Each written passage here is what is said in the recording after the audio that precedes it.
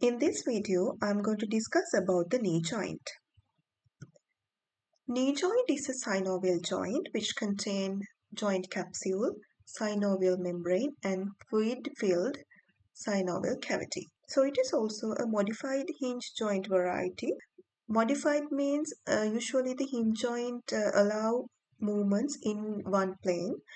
Knee joint, when it is flexed, it is able to rotate. So it is a modified hinge joint.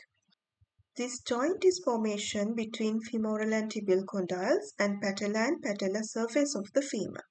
So in all positions of the knee joint, femur articulates with the tibia and the patella. So we'll discuss about the articular surfaces of the tibia and femur. First of all, these articular surfaces are different in size and shape. So tibia, we have tibial condyles. We have medial tibial condyle and the lateral tibial condyle. Then these two tibial condyles are different in size and shape.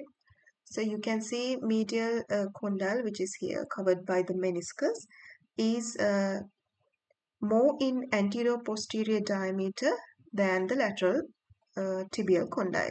And in shape also, the lateral condyle is almost circular and the medial one is oval.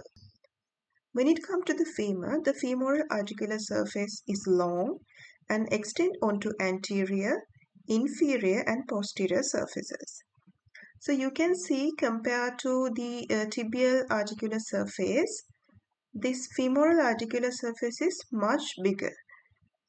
So bony contour is not going to support the stability of the knee joint very well because comparatively it has different size and the extension. Knee joint capsule attachment posteriorly up to femoral condyles and the intercondylar fossa and also to the margins of the tibial condyles.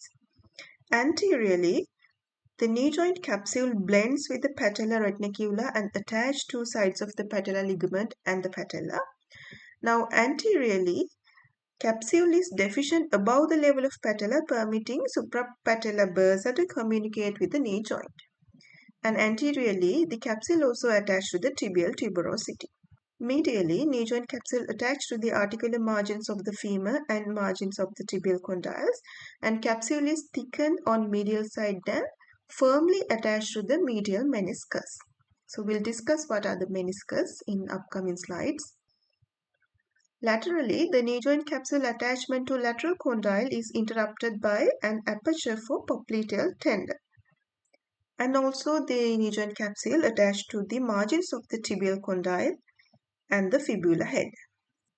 So there are several intracapsular structures and extracapsular structures in the knee joint. It means some structures located outside the joint capsule and some structures located inside the joint capsule. We'll see what are the extracapsular structures. So a knee joint has collateral ligament. It means it has tibial and fibular collateral ligament located on either side of the knee joint. We have tibial collateral ligament in the medial aspect. Another name is a medial collateral ligament and the fibular collateral ligament or the lateral ligament.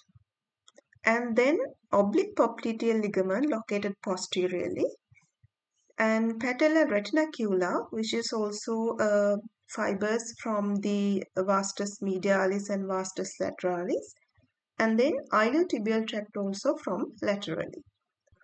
So those are the extracapsular structures of the knee joint. These structures support the knee joint stability. And what are the intracapsular structures? So inside the knee joint, it has synovial membrane. So joint capsule is lined by the synovial membrane and anterior and posterior cruciate ligaments. So these cruciate ligaments located like arranged in a cross-like pattern resembles the letter X.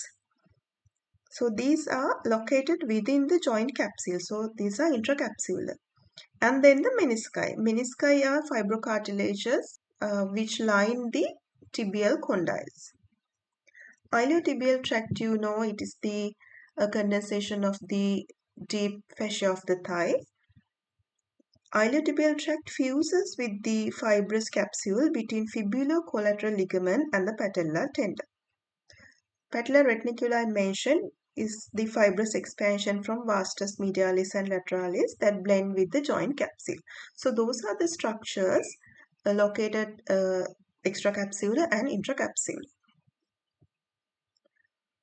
So what are the fibrous structures strengthen the joint? So out of these structures, patellar tendon or the patellar ligament and patellar reticula somewhere there, and fibulo-collateral ligament or the lateral ligament, and the tibial collateral ligament or the medial ligament, iliotibial tract, and posteriorly oblique popliteal ligament are the structures which contribute to the strength of the joint. Now we'll discuss what are these collateral ligaments. Medially, we have tibial collateral ligament or the medial ligament. Laterally, we have fibulo-collateral ligament or the lateral ligament. We'll first discuss what is this tibial collateral ligament or the medial ligament. This is the tibial collateral ligament. You can see it's roughly a triangular in shape. It has base and apex. So this is the anterior aspect. Its apex attached to the medial meniscus. Tibial collateral ligament attached above to the medial femoral condyle and to the upper part of the tibial surface, and posterior apex blends with the joint capsule and attached to the medial meniscus. So this is very important you to keep in mind. Tibial collateral ligament is attached to the joint capsule and the meniscus. Fibular collateral ligament is just a band-like, cord-like structure extend from lateral femoral condyle to the head of the fibula, and it pierces the biceps femoris tendon. So it is not attached to any structure, not attached to joint capsule or a meniscus.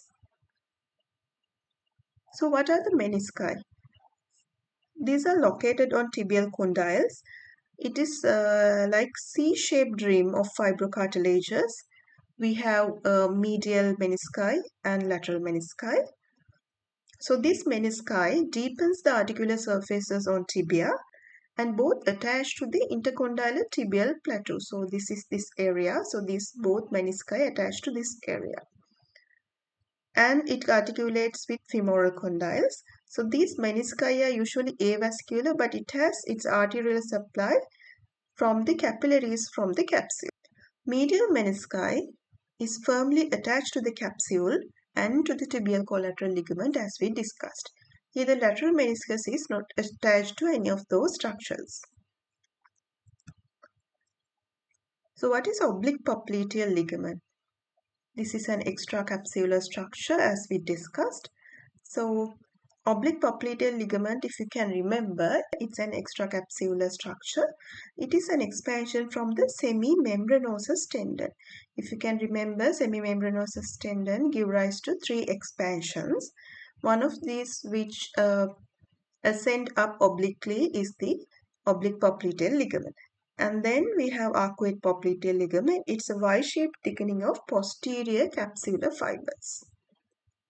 So cruciate ligament. Cruciate ligament is intracapsular. So you can see here, knee joint has two cruciate ligaments, anterior cruciate ligament and the posterior cruciate ligament. It arranged as the letter X. So it like almost crosses each other. So these two ligaments are very strong. They connect tibia with the femur. They lie within the joint capsule, so intracapsular, but not within the synovial membrane, so extrasynovial. Instead, synovial membrane folds around the cruciate ligaments. Anterior cruciate ligament, here you can see, attached to anterior part of the tibial plateau and ascend posterior-laterally and attached to posteromedial aspect of the lateral femoral condyle. Then the posterior cruciate ligament located behind this attached to posterior tibial intercondylar area and ascends anteromedially and attached to anterolateral aspect of medial femoral condyle. Synovial membrane attached to articular margins of the femur, tibia and the patella and line the deep aspect of the capsule. So this synovial membrane separates from capsule by popliteus tendon posteriorly and the cruciate ligaments. Anteriorly, the membrane separated from the patellar ligament by infrapatellar fat pair here. So this synovial membrane does not cover the surfaces of the menisci. You can see here, the orange color one is the synovial membrane. It doesn't cover the menisci surfaces. Now there are 12 bursa arranged around the knee joint, 4 anteriorly, 4 posteriorly and 2 on each side. Anteriorly, we have suprapatellar bursa located between femur and quadriceps femoris, and then subcutaneous prepatellar bursa located between skin and the patella, then subcutaneous infrapatellar bursa located between skin and the tibial tuberosity, then deep infrapatellar bursa located between patellar ligament and the upper part of tibia.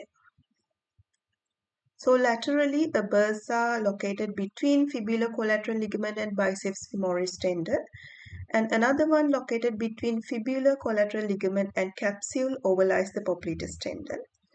Medially also, there are 2 bursa. One is located between tibial collateral ligament and tendons of sartorius, gracilis and semitendinosus, which is known by pes and serenos, these 3 tendons. Another bursa lie deep to the tibial collateral ligament. Posteriorly also, there are 2 bursae between posterior aspect of the capsule and the medial and lateral heads of the gastrocnemius muscle. Then the semimembranosus bursa is located between the muscle and the medial head of the gastrocnemius. And then there is a bursa between popliteus tendon and the back of the upper tibia and fibula. So this bursa actually an extension of synovial membrane of the knee joint. So what are the factors contribute to stability of the knee joint? We earlier discussed bony contour or bones, femur and tibia. It has different articular surfaces, different in shape and extension. So it does not contribute to the stability of the knee joint very much. And at any stage of movement, only a relatively small area of femoral condyle articulates with tibial condyle. Then what are the factors which this stability of the knee joint depends on? One is intercondylar eminence of tibia prevents sideways of slipping of femur on tibia. Here this area is the intercondylar eminence located. And then ligaments and muscles around the knee joint make knee joint very stable, and this knee joint is very rarely dislocates. Cruciate ligaments, we talked about anterior and posterior. Those ligaments give anterior-posterior stability to the knee joint in knee joint flexion. Anterior cruciate ligament resists forward displacement of tibia on femur, and then the posterior cruciate ligament prevents backward displacement of tibia on femur. So by this means the cruciate ligaments establish the stability of the knee joint. And the other structures are medial and lateral collateral ligaments. They reinforce the knee joint capsule. And then posteriorly, oblique popliteal ligament located. Again, it reinforces the knee joint capsule. Then the menisci deepens the tibial articular surfaces and they also act as shock absorbers. Between muscles and ligaments around the knee joint, muscles are the most important factor. Powerful quadriceps femoris muscle allow knee joint to function even there is a ligament injury. Those are the main factors contribute to the stability of the knee joint. When it comes to knee joint injury, it is very important to understand medial meniscus is more prone to damage. Why? Because it is firmly attached to the knee joint capsule, and also due to the same reason as medial ligament is also attached to the knee joint capsule, it is more likely to be torn than the lateral ligament. And also anterior cruciate ligament injury can also happen due to a combined rotation and impact injury to flexed knee joint. Rarely the posterior cruciate ligament involved with damage because it's very strong. In the knee joint, mainly the flexion and extension happens and also Rotation can happen at any phase of flexion. When it comes to extension, knee joint is firmly locked in extended position, and at flexion, at the beginning of the flexion, femur starts to lateral rotate and unlocks the knee joint. When it comes to patellar movements, it's very important to understand what are the factors prevent the patella deviation to lateral side. Patellas actually tend to deviate laterally as it ascends up by the pulling of the quadriceps tendon. So there are two factors prevent the lateral displacement or lateral deviation. One is greater anterior projection of the lateral femoral condyle. So it prevents the lateral displacement of the patella. And lowest fibers of the vastus medialis inserted horizontally into medial surface of the patella. So this also prevents the lateral displacement or the deviation of the patella. Blood supply is by the arterial anastomosis around the knee joint. To this, greater contribution is by the 5 genicular arteries or branches from the popliteal artery. There are superior lateral genicular artery, superior medial genicular artery. Likewise, there are 5 genicular arteries. Nerve supply is by femoral nerve through its branches to 3 vastus muscles, and the sciatic nerve by genicular branches from tibial and common peroneal, and then obturator nerve by the twig from its posterior division. So these are the nerves supplied to the knee joint. Thank you. Stay connected with Anatomy Everywhere YouTube channel.